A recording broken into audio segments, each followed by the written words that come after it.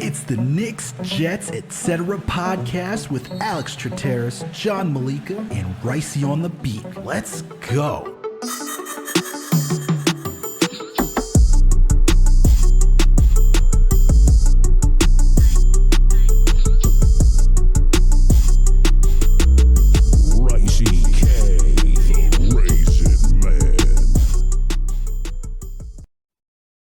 What's good, everyone? Alex Trataros here with another Knicks episode of the Knicks, Jets, etc. podcast. And what means always my buddy, my coach, my pal, the man with the plan, the one and only John Meleka.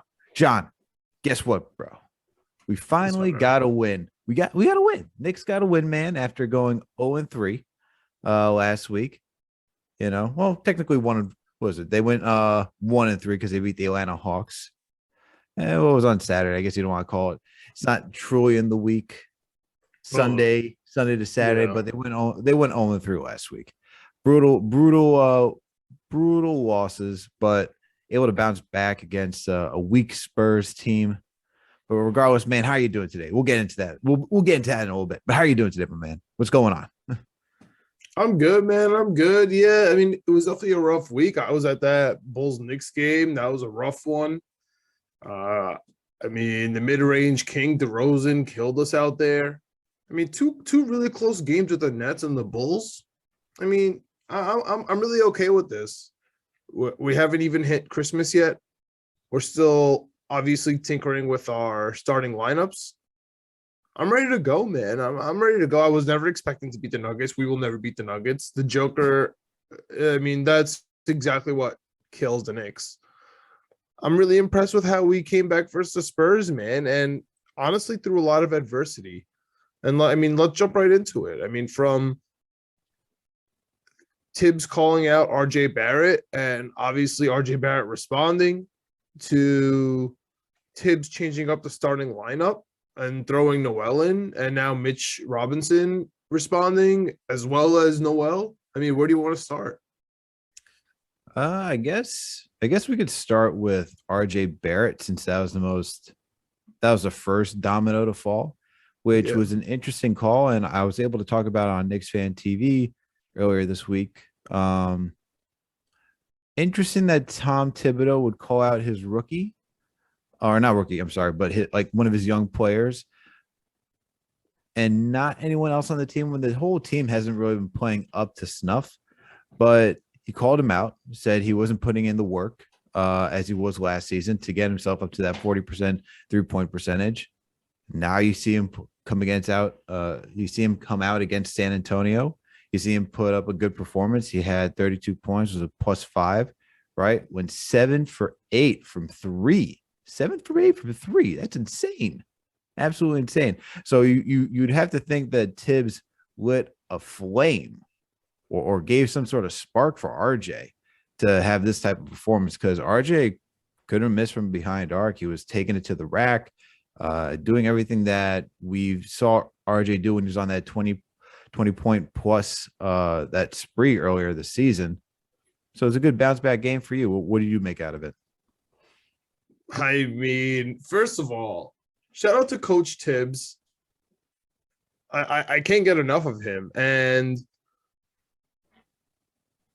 you know, Jeremy Cohen, you know, shout out to him and Knicks Film School and, you know, Macri, you know, and the crew. They've been talking about how if Thibodeau is mad, if Thibodeau comes out after games and is able to criticize the Knicks, how come we can't? And that kind of goes back to me, right? Where I came out a little bit and just said some things about RJ Barret, which were, you know, he's been less than impressive this year to be as nice as possible. And as soon as I say anything, everyone starts yelling at me, right? Oh, you can't say this about RJ. You can't say a bad word about him. Yet the coach comes out and he calls him out, and that's okay. You know what I mean? And that's why I love Tibbs. We're on the same page. Like it's okay to call out RJ Barret, your star player who's 21, if he's playing bad for a long stretch. You didn't call him the worst player in the world. You didn't say I'm going to throw you in the G League. You just said, he's got to step it up. You know what I mean? And he did.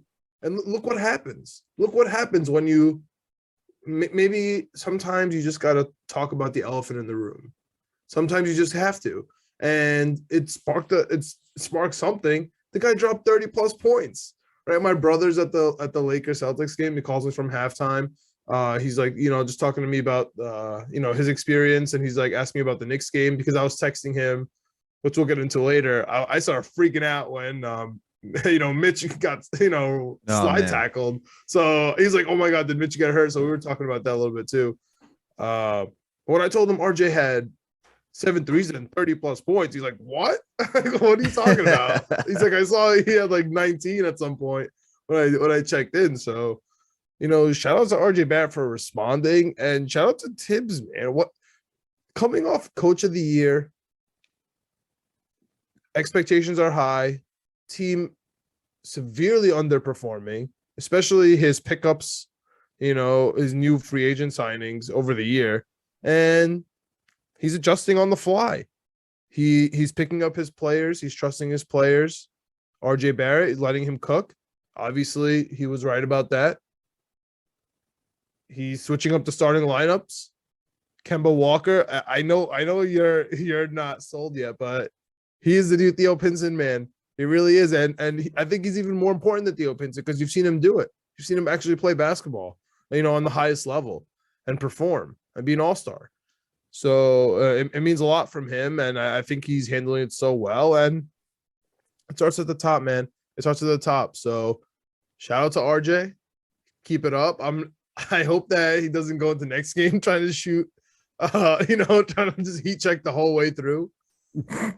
But let me tell you something, man. Let me tell you this game was brought to you by the one and only number 30 Julius Randle. The way he played in that first half, he took this game on his shoulders. If he could do this every game, the Knicks will be a completely different squad. If he just did whatever I know this is going to sound ridiculous. And try not to take this out of context. But he played like LeBron today. All he did today was just whatever the defense gave him, he did it. If they wanted him to pass, he passed it. If all of a sudden he was open, he took a shot, and at the end of the game, when they needed him to take over, he just went to his signature baseline twice in a row, bang, bang, closed out the game. I mean, in all sense of the word, he just try not to go nuts. I have to take it out of context, but for today, he did play like LeBron.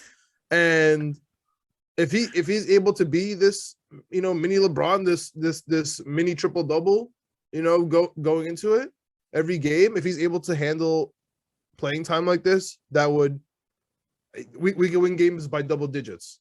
Like you see what we did in that third quarter. Yeah, no, I get what you're saying with the LeBron James. I'm just gonna say he let the game come to him. He didn't force anything, and it's nothing LeBron-esque. I mean, we saw Julius do it last year too, where he was quickly getting the ball out of his hand, looking for guys, playmaking for everybody, setting everyone up, or just taking the shots that came to him naturally instead of just forcing so many jumpers. Definitely love what I saw from Randle tonight. And in the first half, he didn't shoot. Like, he didn't connect, I should say. He didn't really force the issue. He looked for everybody else. He tried to let Burks get going, Fournier, RJ. He allowed RJ really to get going in this game. And that's what we need, man. We need RJ and Julius to be the two guys leading this team. And we had this discussion, right?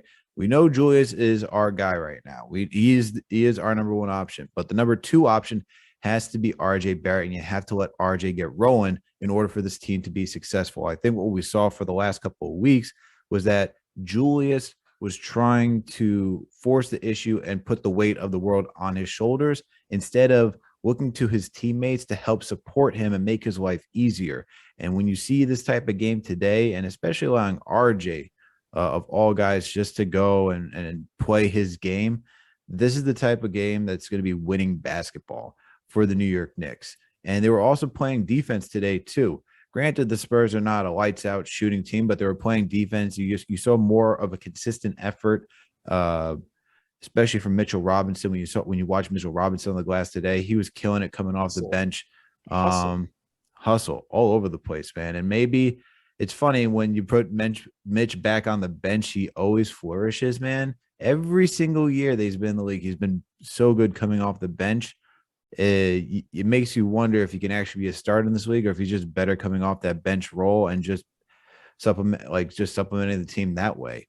But finishing up with Julius Randle, love what we saw. Once the game came down and you needed him to finish, he was the closer, and that's what you needed out of him. Played a really good game today, had 15 points, 7 rebounds, 7 assists, 1 steal, 1 block. Dude was he was a catalyst, man. You saw him pushing in transition and everything too. But let's get into the other topic that you mentioned as well today, with Tibbs making some lineup changes, right? The first one was obviously benching Kemba Walker. Now today, Tibbs was mulling over up until the last second. You have to do it 30 minutes before the tip off, before you announce the lineup changes. But he waited until the 30-minute mark, announced that Nerlens Noel would be the starting center. Mitch would be coming off the bench. I love the rollouts. Hold on. Shout out to Damian Woody for retweeting the funny tweet from our account. Thank you. Really appreciate it. Because I love how Tibbs was like mulling this over as something new, and it's what Nerlens Noel. And as everyone pointed out today, Noel was in starters blue today for practice, and it's all right. The rollout is so on point, because we all know that the Knicks are very conservative with their PR, with their media all over the place. And it's so funny. Like right before they're about to make a change, they send out a picture, a tweet, an Instagram, which, by the way, Knicks, Jets, etc. Hit us up. Spotify, Instagram, Twitter, Apple. You're just putting everything in one big pot for soup. One big pot. Just hit us up. They almost roll us out. They almost roll it out to see how we're going to react to it, and then automatically do it. And it's always a positive reaction. Anyway, I just think it's funny. They kind of get the temperature of the room right before Tibbs makes his move. But shout out to Mitch Robinson, man. Sometimes it's about the horses, right? Like Mitch Robinson came out today, like you said, was all over the place, was hustling on the floor, was getting the rebounds. And honestly, ending the game with 10 more rebounds than the San Antonio Spurs today is almost a misnomer. We completely out-rebounded them the whole game. At the end of that fourth, they had a lot of missed layups, and they got 3-4 rebounds 2 times in a row. And honestly, that skewed the numbers there. I'm telling you, the Knicks out-rebounded the Spurs. They were able to get into transition. They were able to pace. And that's why they were able to honestly take a commanding lead and never let it go. Quickly had a big say in that. Although another misnomer is Quickly's plus 13. Yes, Quickly did well today, but 2 for 8 from 3, 5 from 12 from the field. He had 16 points, but he was able to get the momentum on the Knicks side. So in that aspect, he did really well as a point guard. But he was a little excited today with the basketball. Taking a lot of ill-advised 3-pointers on fast breaks, had people open. Was late on one of the ones. I know Randle was pissed about it, but he was late on the Randle screen, where clearly Randle wanted the screen and the pop out back to Randle, and he was just late on it because he knew if he waited 2 or 3 more seconds, he would be able to just take the screen and shoot it due to the shot clock. And Randle was pissed about that. So, if they go in, everyone's going to be hyped, of course. And they looked like they were good. A lot of Quickly shots looked like they were good. Some were short, but other than that, I have really no qualms about it. I still don't trust our point guard play overall. However, if we can make some concoction go with whether it's Burks, like you said, and whether it's D Rose that can have his time and IQ, if we could sort of have this combination, right? Almost like the centers. I feel like we're doing the same thing at center and point guard. We just have this kind of mixture of these 3 guys, anchored by D Rose and Taj. And we're just kind of mixing it up to see who can close these games. So, shout out to Tibbs for that. He's the one creating that, right? He's the one creating, this concoction at point guard and center. And, coach of the year is being coach of the year. I mean, that's all I could say. And to be honest with you, most improved player, he's he showed out today. He was clearly the best player on the court today, even though obviously RJ Barrett had the points to show. Randle was far and ahead the best player on the court today, even though he shot 4 times in the first half. So shout out to the Knicks, man, and shout out to Tibbs. Yeah, man. And then just to follow up with both Robinson and quickly, Robinson today had 14 rebounds, 8 offensive rebounds, really had a lot of putbacks, a lot of emphatic slam dunks today. He was just a monster, dude, just a monster cleaning up all these shots. And it looks like he's getting back in there. It was reported that he lost a little bit more weight.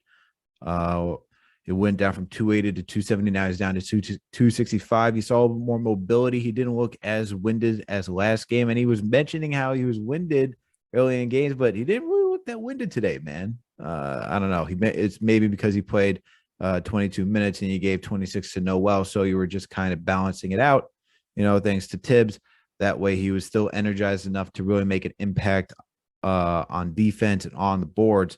But 14 rebounds, man. And just overall, you talked about it. Knicks had a lot of rebounding today. Look, you had Nerlens Noel who had 9, overall rebounds. And usually he's not usually the best rebounder, but he had 9 boards today. Randle had 7. RJ had 5. Burks had 4.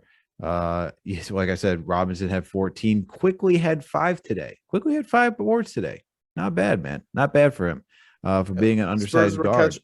Spurs were catching up and trying to shoot threes. And we all know when people shoot threes, it's long rebounds, and that comes on the guards. So, yeah. It all accumulates. It's almost like, I don't want to go too much into football, but it's almost like, running backs get more opportunities when, they're up in the game. And that's exactly, it's exactly the same idea. So yeah. I'm hoping that IQ just chills out and is able to take care of the opportunity. You know what I mean? He doesn't like get too excited.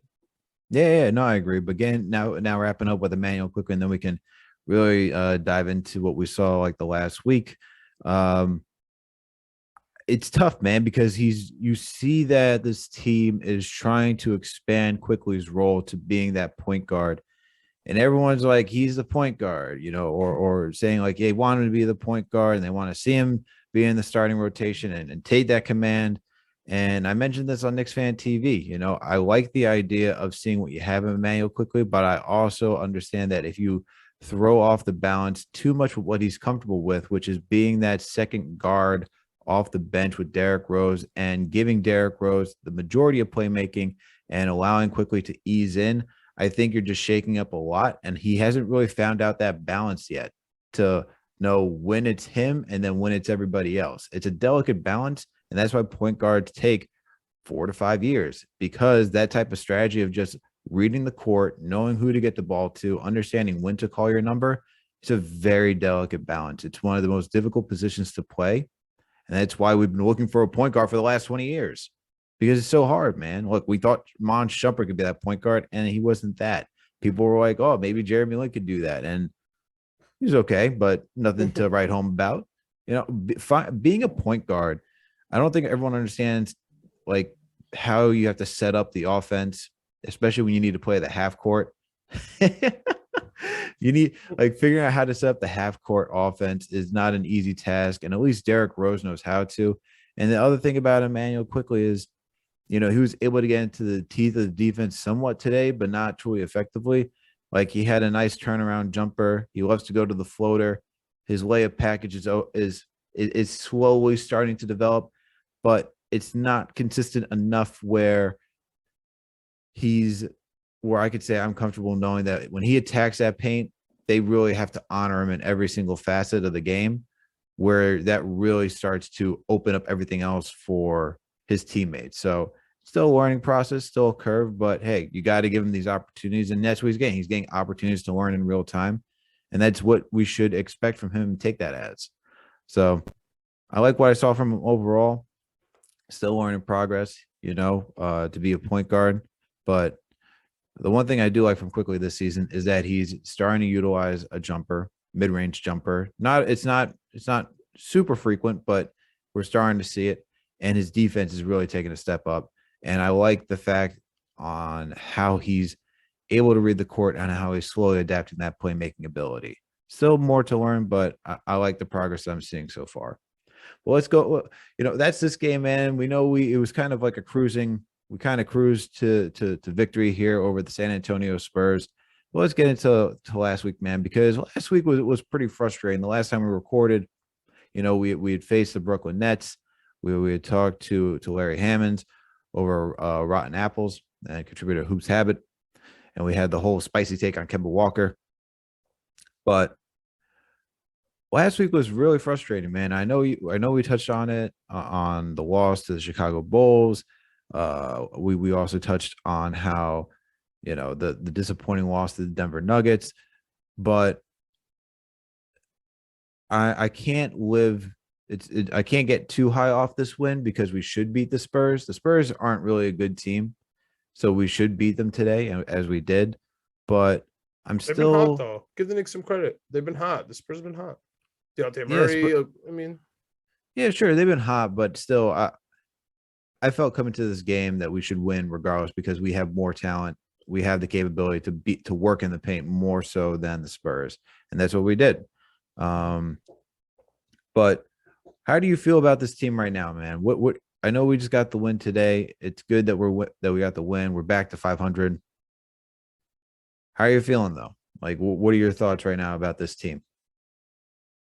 Yeah, like you said, we're back to 500.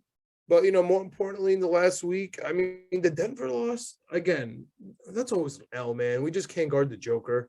He's, quote unquote, the MVP of the league, in some circles. That's fine.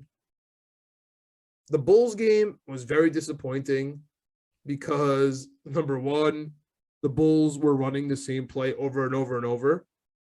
And the pick and roll, high screen to Vucevic, collapse, dish it out to the corner happened like 7-8 times. If Lonzo Ball hits 2 threes that were wide open, if a couple other Bulls maybe hit 2 threes that were wide open, we're getting blown out of this game.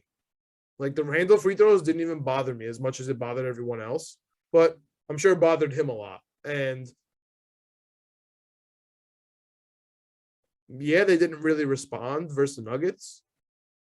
But we're a different team now. Like you see the progression of the team every time they make a change in the lineup, right? They change the lineup with Kemba. You see how they changed. They changed the lineup with Noel. You see how they're progressing. So I see them climbing right now. So I'm excited about it. The Nets loss was also just disappointing because it was close. It was just a hard-fought game. The refs got, their hands into it.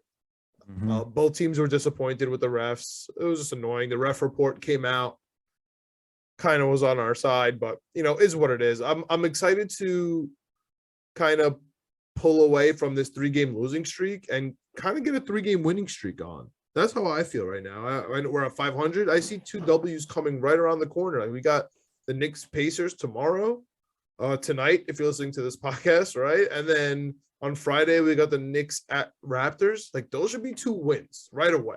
So I'm feeling good, man. I trust Tibbs. I trust the mojo of this team. Like, for example, why Kemba Walker is I would argue better or more or better at the Theo Pinson role than Theo Pinson himself. Look how Mitch reacted, man. Look how Mitch Robinson reacted to being benched for Nerlens Noel on a contract year. It's huge the way he played today. And it's probably because he's staring at Kemba Walker, a guy who, has the accolades in college, which Mitch Robinson doesn't have, got the contract, which Mitch Robinson wants, has the accolades in the NBA, which, Mitch Robinson, dreams about at night. And Kemba Walker sitting there cheering everything and being benched. He's not even getting a minute of play. You know what I mean? They're asking him, like, what are you thinking about in the postgame, in the pregame? He's not getting a single minute. And look how he's acting, and that's contagious. And that's how Mitch Robinson's reacting to it. So I'm really excited about the trajectory of this team, man. I expect to go into the Pacers tomorrow and wreck them. And think about it. Think about the last time we were playing the Pacers and think about where the Knicks are at now. That should tell you everything. I expect the Pacers are trying to trade everyone and the Knicks are ready to go. So Yeah. I expect to really go into Indiana and take care of business. Well, hey, look, you're talking about Shams Charania, right? And the news that broke today on Tuesday, where the Indiana Pacers are they're open to trading Miles Turner, Domantas Sabonis, and Caris LeVert. And we know the Knicks have some ties to wanting to trade for Miles Turner, and we can touch on that if you want to. I think we should. But I don't disagree that the Knicks should go in, that the Knicks shouldn't be able to beat the Pacers on a back-to-back game, especially since they also lost TJ McConnell. Looks like the Pacers are trying to get younger. They're trying to do a whole rebuild under Rick Carlisle, which kind of makes sense. They have these like with relation to like NBA age, like middle-aged veterans that, if you have them on the Pacers, are you really going to go anywhere? You're not really going to be winning a championship with this team, but you're not really going to be losing a lot of games with them either. And they may want to go in a different direction where they're starting to think about, hey, let's blow this thing up and really start all over and start getting ready for the future, because we're looking at the Bucks, we're looking at the Bulls. You look at all these other teams around the NBA and they say, why not just collect some assets for some of these guys who do have value right now? Like Malcolm Brogdon has some value. Caris LeVert has value. Miles Turner has value. These guys have value. It's not this crazy like trade package value that some people may be thinking out there, but there's value in those guys. So I think for regards to the Knicks taking on the Pacers tomorrow, if you're the Pacers and you hear this type of news, yeah, why do you want to come up and show out tomorrow when you're throwing around in trade rumors and you might not even be here starting December 15th next week, trade deadline, or not trade deadline, but trade season begins. Trade season begins, my man. Yeah, trade season begins because the contracts that were signed over the summer are officially eligible to be traded. And yeah, I mean, I think the motivation's always there with the Pacers or Knicks, but you said it right, man. I mean, Rick Carlisle's coming in. He's assessing the situation, and he's about to make changes to make it his team. These aren't his type of players. He benched Domantas Sabonis the other night. I know, man. Let's just tangent off on the trade real quick. I know we wanted to say Knicks and Pacers, but before we get into that, I see Sabonis going to the Kings. I would love to see him in Sacramento, and I see some guards looking pretty good with Carlisle, like Buddy Hield and Carlisle. That looks nice to me. But moving on to the Knicks, if you're talking Miles Turner, that means we have to get rid of Mitch Robinson, who, again, we're talking Carlisle. That's a prototype for Rick Carlisle as Mitch Robinson. He has him young, and on the other side, he hates Nerlens Noel. Nerlens Noel has a fight with Rick Carlisle. He's suing Dallas. Like, he has a whole issue. So obviously, it's not Nerlens. So if it is Miles Turner, and obviously it's not going to be Sabonis because of Randle. So if it is Miles Turner, it's going to be sure Mitch. And I know we're coming off an emotional high versus Spurs game where he killed it off the bench, and that's the thing with Mitch, man. He's gonna give you highs and he's gonna give you lows where he's injured for games, or he's a monster like today, getting double doubles almost solely with offensive rebounds and putbacks.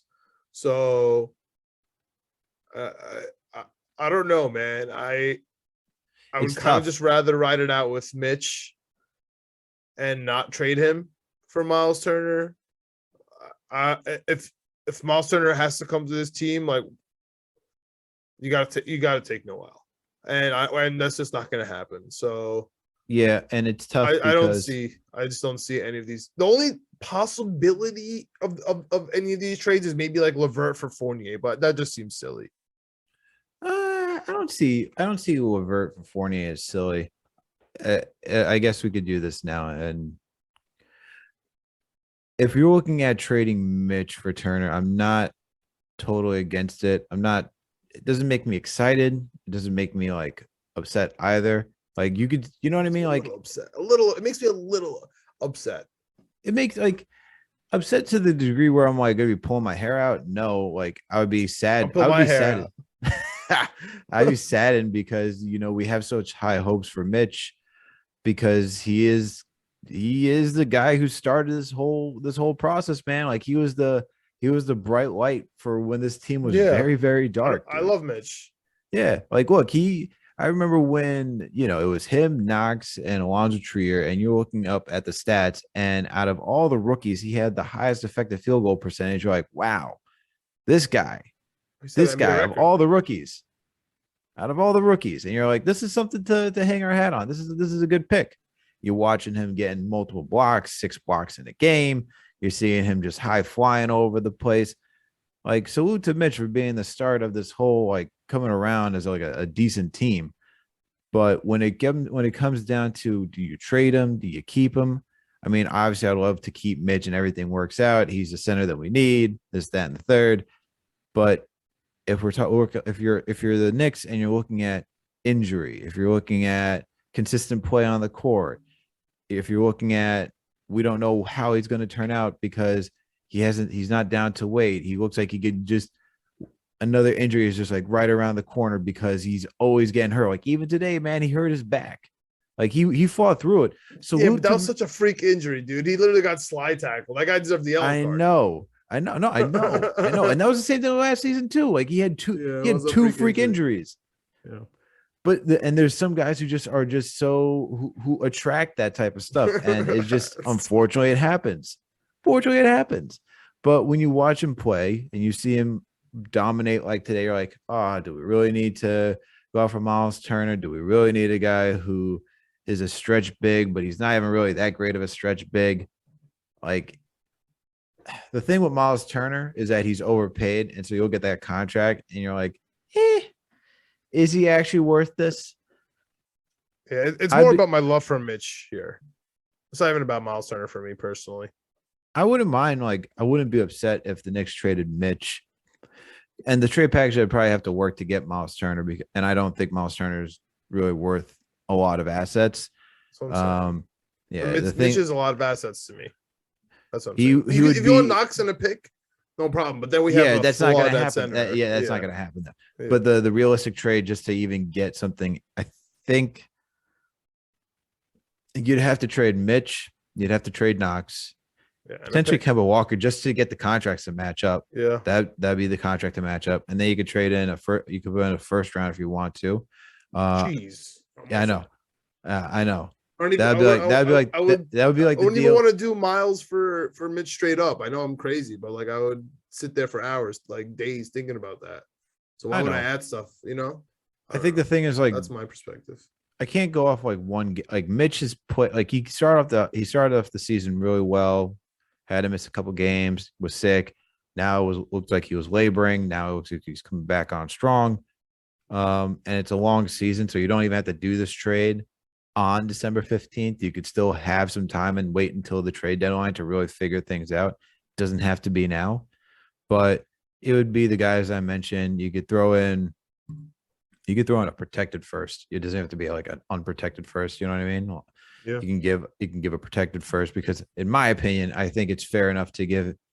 If you're giving him a protected first and Mitch, which is really the bulk of the deal for Miles Turner, who, quite honestly, has underperformed for that contract value, I think that's fair enough. And you're giving the other two guys as just, look, honestly, you're also doing the Pacers a favor because if you give them Kemba Walker, they lost TJ McConnell, he's out for the season. You're giving them a good point guard to come off the bench to organize that team. You're helping them out too. So, but that depends. And like you could say, well, what's Kemba Knox in a pick? That's my final offer. Yeah, that's hilarious. We're gonna beat them. Yeah, we're gonna beat them. All right, I'm down. I'm confident that we're gonna beat them. Well, win streak. Yeah, we'll get a two-game win streak. I think 3. Against the Raptors? We're gonna beat the Raptors. Give them some payback. Yeah, we this is a payback road trip, baby. Let's go. Let's pay back this week. Let's pay back these opponents that creamed us just last week. We have the tape on them. Things even out. We got a new lineup. We're ready to go here, and we see the Bucks and the Warriors coming right up. Like we need boy. these. We need these wins.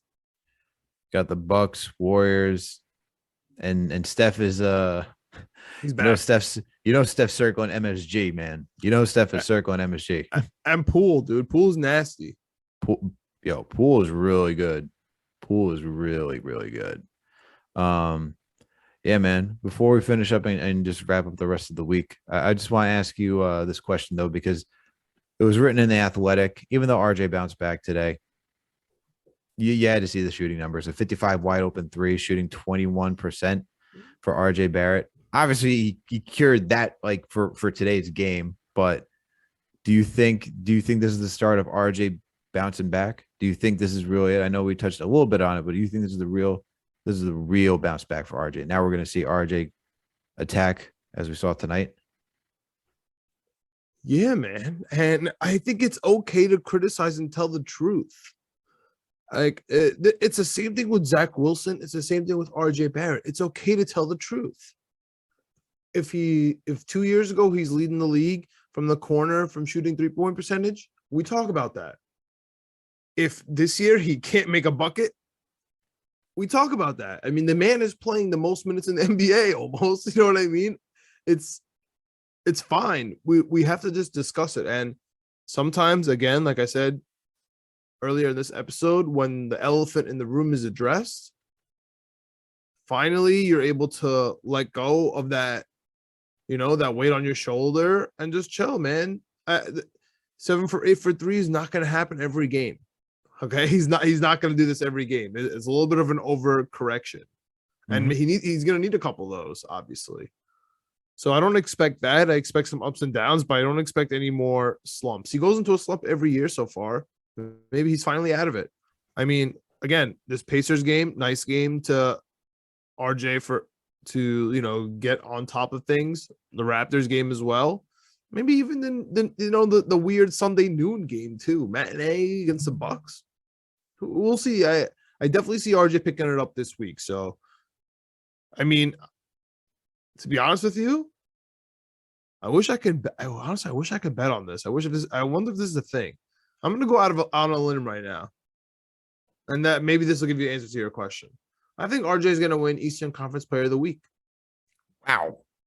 Yeah, I think it's possible. I really do. And to say like what type of turnaround that would be. Last week he was averaging 8.5 points, 43.8 field goal percentage, 14% from 3 last week between those 3 games. All right. We had 4 rebounds, 1 assist. That'd be quite the turnaround. It was a negative 77.5. It was a negative 7.5 last week. That'd be quite a turnaround for RJ to win Player of the Week. So, man, it's up to Julius Randle if RJ Barrett is going to keep doing what RJ Barrett's doing. And like you said, Sabonis next game, he's been kind of on weird terms with the coach. Randle's going to shine. Randle's going to shine.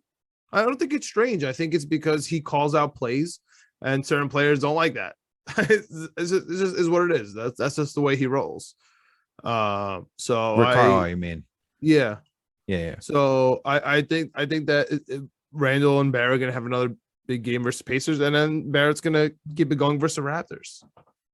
Go back home. I'm ready. Go to Canada and forgot about that. The Maple Mamba. Yo, dude, this is RJ Eastern Conference Player of the Week, baby. Let's go. I love the optimism. All right. We got John walking in, RJ Barrett for Eastern Conference Player of the Week. What do you think about RJ?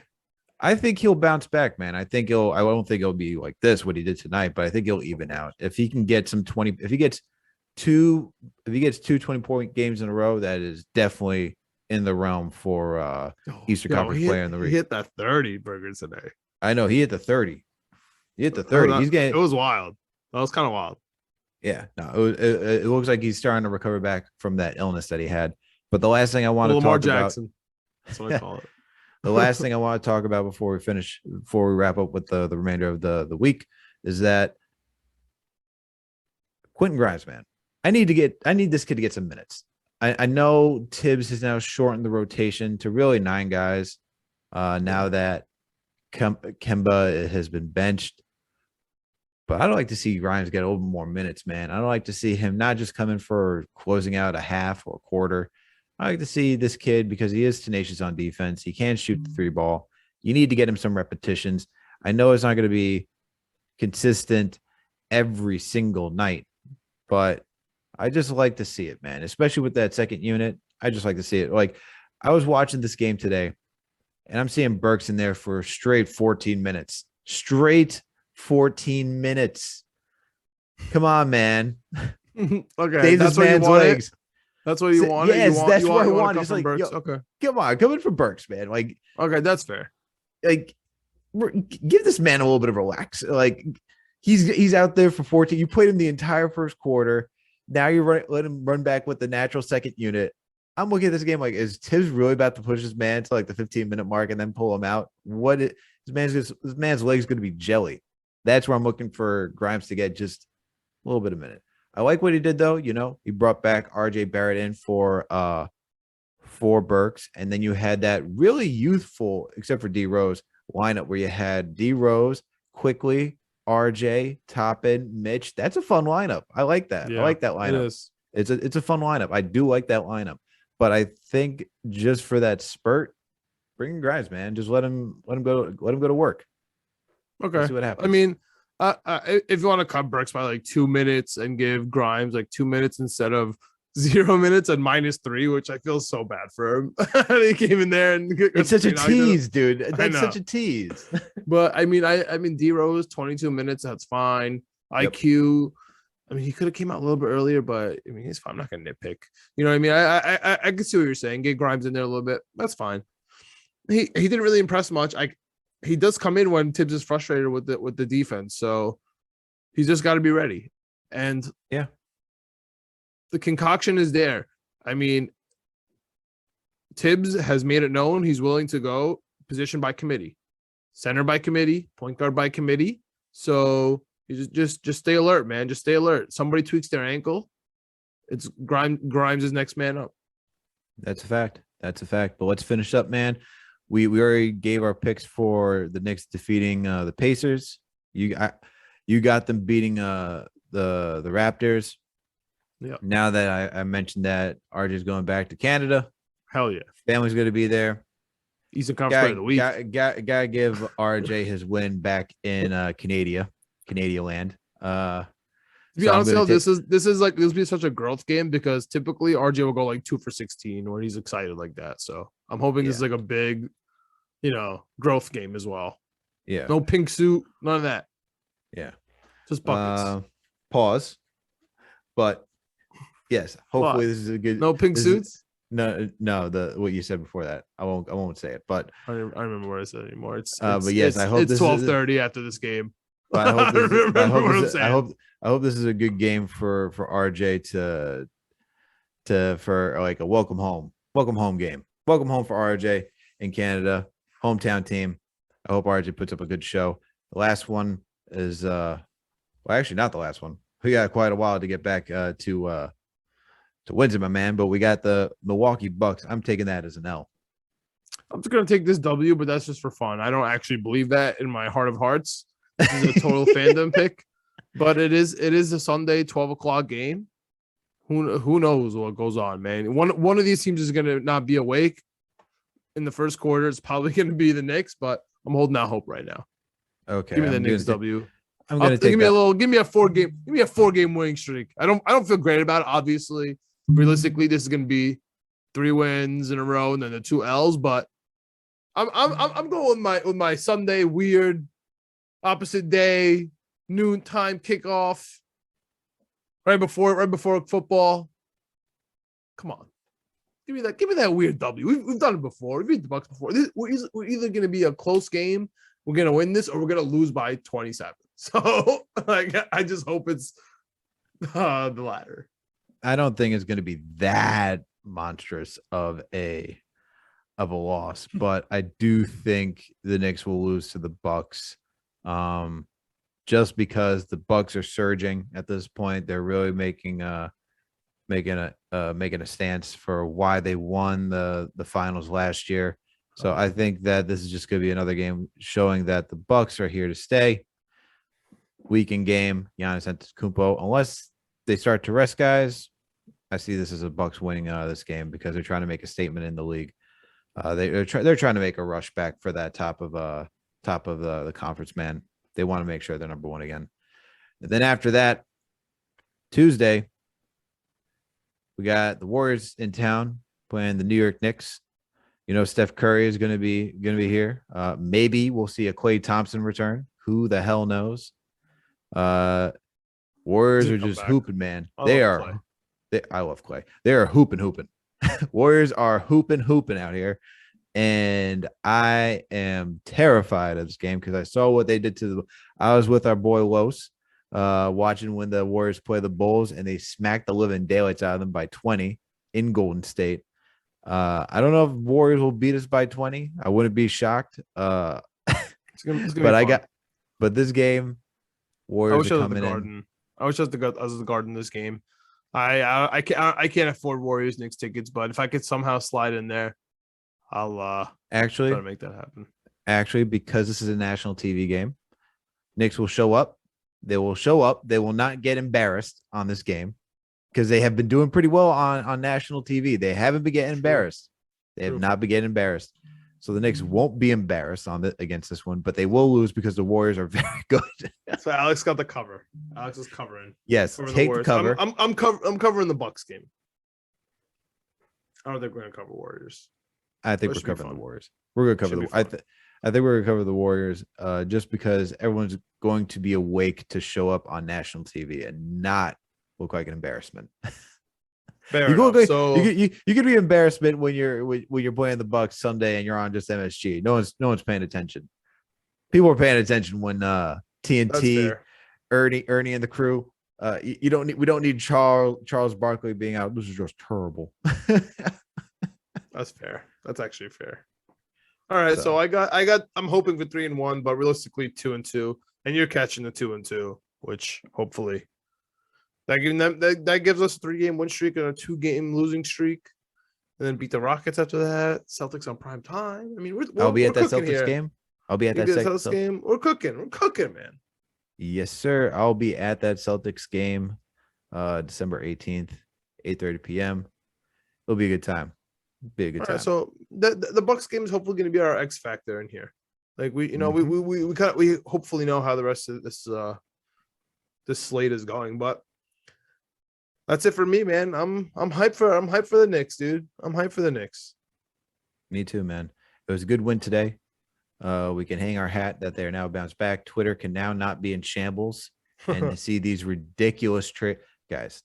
No one. I just want to say this. No one is taking Kevin Knox and who else was this trade? I forget who else. I can't handle it. Look, man, no one's taking Wayne Selden, Kevin Knox, and a Charlotte protected pick for Miles Turner or anybody. Please stop. It doesn't even work. It just does not even work. Please stop with these shenanigans. Just stop. Oh man. But everyone, thank you for tuning in for another Knicks episode of the Knicks, Jets, Etc. podcast. You know what to do. Please make sure to give us a 5-star rating and to leave a comment if you listen to us on Apple Podcasts. But if you don't, that's okay. We're on Spotify, Google Play, Amazon, Alexa, Stitcher, you name it. We are there. On top of that, we are now on the YouTube. As I always say, the YouTube. Please make sure to subscribe to the channel. Please make sure to hit that like button and also hit that notification bell so that way you know when a new episode drops. And while you're there, we got Winning Picks Weekly. John, video producer Greg, they go down the slate for the NFL. Like I always say, they're getting ready for the NBA betting odds. All right. So make sure to check those guys out. Always doing some good work over there. And make sure to follow us on all social media platforms. We're on Facebook, Instagram, TikTok, Twitter, you name it. We love to interact with you guys. We are there as always. We love to interact with you guys. Thank you everyone for tuning in for another Knicks episode. We'll be back later this week for another Jets episode. All right. We'll catch you later, everyone. Let's go Knicks.